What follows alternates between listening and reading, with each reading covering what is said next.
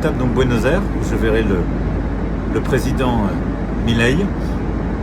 Et on va parler de nos intérêts commerciaux, de nos échanges, de la défense de notre agriculture et de nos agriculteurs, en même temps des échanges dans tous les domaines qu'on peut faire. Et on parlera du G20 qui arrive.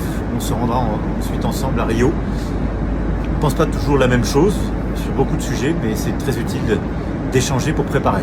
Ensuite, je serai à Rio pendant 2 jours pour le G20. Vous le savez, ce sont les 20 premières économies mondiales qui se réunissent.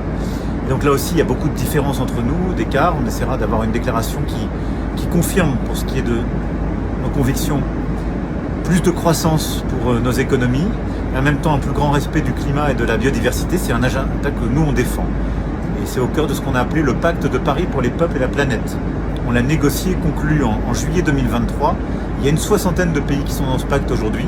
Donc je vais essayer de continuer à pousser cet agenda qui montre que là aussi, on peut faire en même temps biodiversité, climat et économie, croissance, création d'emplois. Il y aura beaucoup d'autres sujets dans ce G20, en particulier évidemment l'Ukraine, la défense de l'Ukraine, et on vivra ensemble les 1000 jours de conflit suite à la guerre d'agression lancée par la Russie.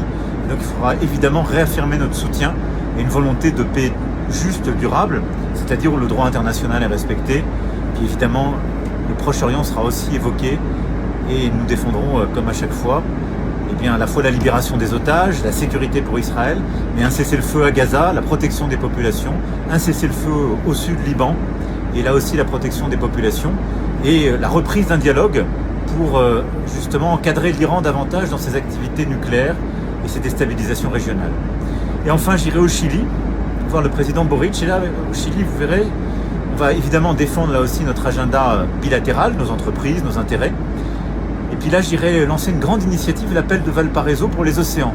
Parce qu'on a avec le Chili un pays qui, comme nous, pense que la lutte pour la biodiversité, pour la préservation de nos océans est importante. Ce sera une étape clé en vue de l'UNOC, comme on l'appelle, qui est justement le sommet pour les océans des Nations Unies, que nous tiendrons le 8 juin 2025 à Nice. Et là, à l'appel de Valparaiso, je lancerai une série d'initiatives en lien avec nos amis chiliens. Voilà un peu le résumé du voyage, de ces quelques jours en Amérique latine. Je vous rendrai compte au fur et à mesure. On va finir le voyage.